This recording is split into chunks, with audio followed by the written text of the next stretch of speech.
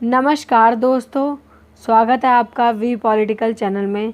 और आज हम डिस्कस करेंगे नव उदारवाद से आप क्या समझते हैं, अर्थात नव उदारवाद का क्या अर्थ है। रॉबर्ट ओ कोहेन और जोसेफ एस नाय के परस्पर निर्भरता सिद्धांत का विश्लेषण कीजिए।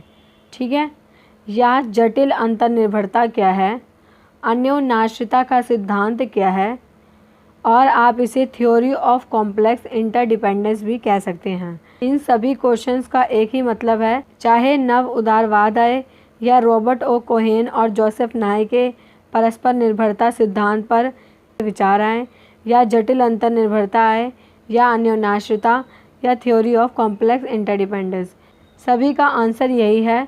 आपको इस चैनल पर बेस्ट आंसर्स मिलेंगे। ये इस वीडियो का पार्ट 1 है। इसके बाद वीडियो का पार्ट 2 आएगा, वह भी ज़रूर देखें।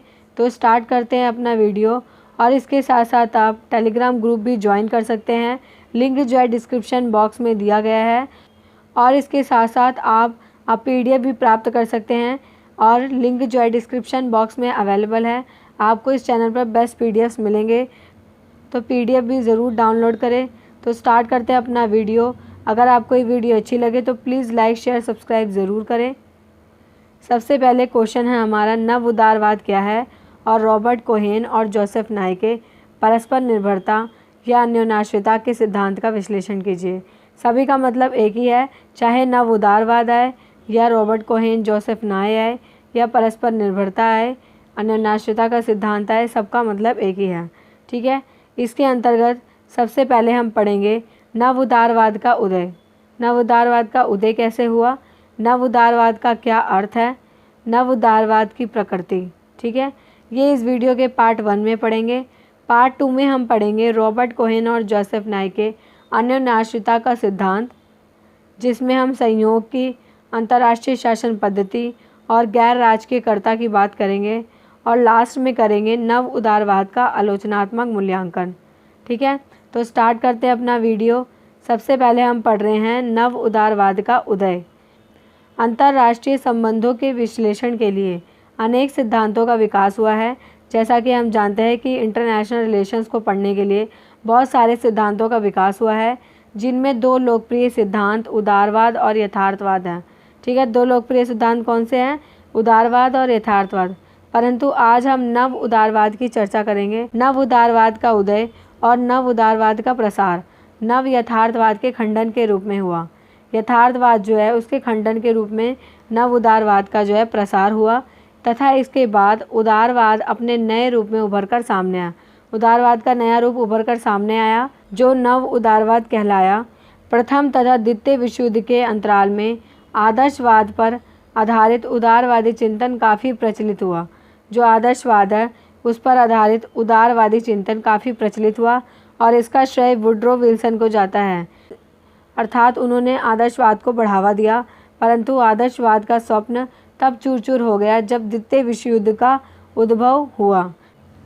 इससे अंतर्राष्ट्रीय स्तर पर उदारवादियों की आलोचना की जाने लगी, तथा अंतर्राष्ट्रीय संबंधों के क्षेत्र में एक नया सिद्धांत उभर कर सामने आया। कह रहे कि क्या हुआ कि उदारवादियों की आलोचना हुई द्वितीय विश्व युद्ध के बाद, तथा अंतर्राष्ट्रीय संबंधों के क्षेत्र में एक नया सिद्धांत उभर कर आया, जो यथार्थवाद के नाम से जाना गया।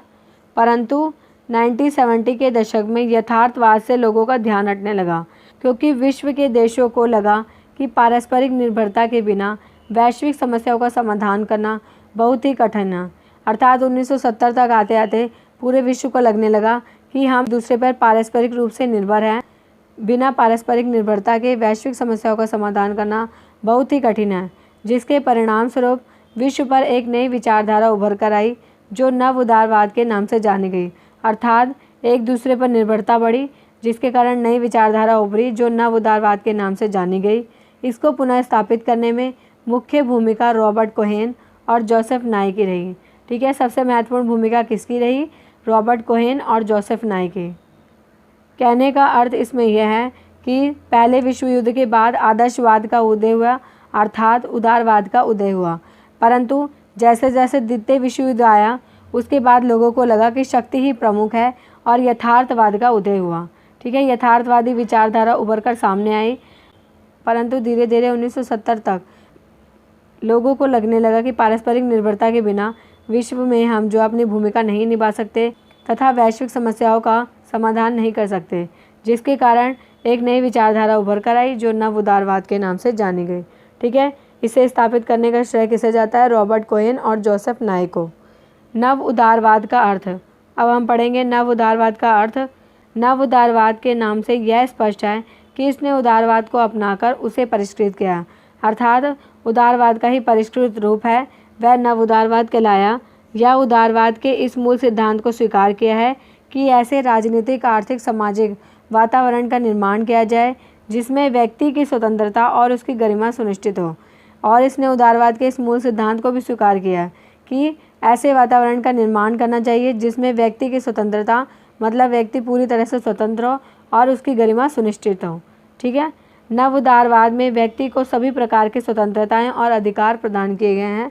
जैसे उदारवाद में प्रदान किया गया है वैसे ही नव उदारवाद में भी सभी प्रकार की स्वतंत्रताएं और अधिकार प्रदान किए गए हैं। परंतु नव उदारवाद में आर्थिक स्वतंत्रता को महत्वपूर्ण माना गया, अर्थात आर्थिक स्वतंत्रता पर बहुत अधिक बल दिया गया है तथा खुली अर्थव्यवस्था कि हमें अर्थव्यवस्था को खुला रखना चाहिए और मुक्त बाजार की नीति को बढ़ावा दिया गया है। ठीक है, खुली अर्थव्यवस्था का समर्थन किया गया है और मुक्त बाजार की नीति को भी बढ़ावा दिया गया है। नव उदारवाद के अनुसार व्यक्ति विवेकशील और संयोगी है।